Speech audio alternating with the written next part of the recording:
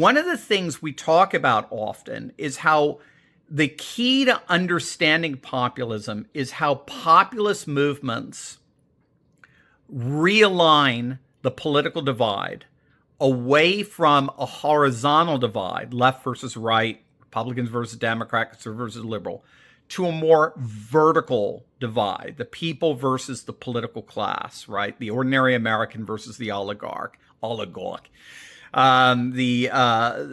ruled versus the rulers.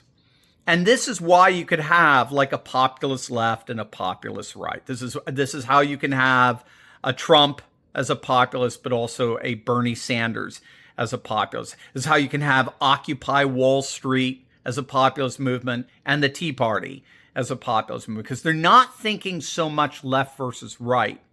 They're thinking much more vertically, the people versus the political class. And so inevitably, populist movements draw in something else in order to give them some kind of, for lack of a better term, ideological definition. Because again, populism itself is structural. It's not going to tell you that much of what the person or the movement believes. You need to import something else. And that is where civilizationalism comes in.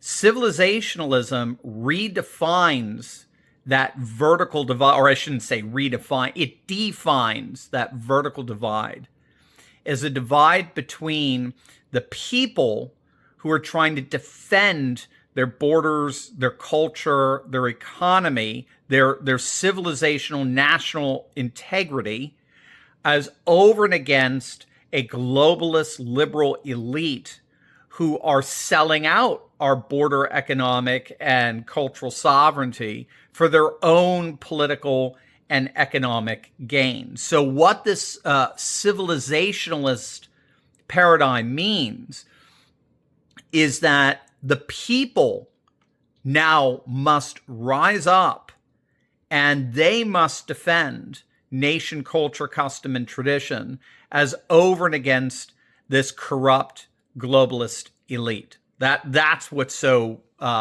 key to civilizational populism.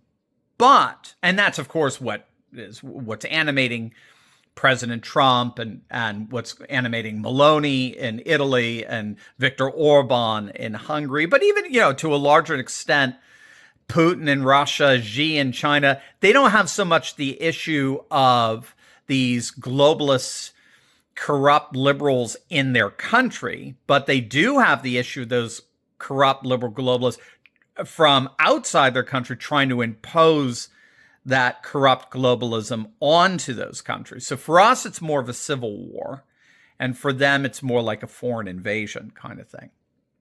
But what came up in the talk, which was so interesting, is the way populist movements, and particularly civilizationalist populist movements, do circle back to the horizontal. So the horizontal is that left-right divide, or, Republican-Democrat divide.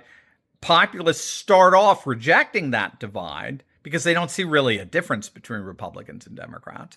They see the divide as vertical. But once you define the vertical as the people versus the permanent political class, and it is incumbent upon the people to restore power back to the people in order to rectify this civilizationalist problem that we're facing, to bring back the integrity of nation, culture, custom, and tradition, and re-strengthen and reassert our sovereignty over our borders, our economy, and our culture. Once that's established, then all of a sudden we end up with a problem. Civilizational populism promises to restore power back to the people, but that immediately begs a question, doesn't it? Who precisely are the people? Right? What defines them? What unites them? And so that's where populism actually comes full circle, where the vertical divide now comes back to the horizontal divide, but it redefines that divide, not so much as left versus right, but more a clash of identities.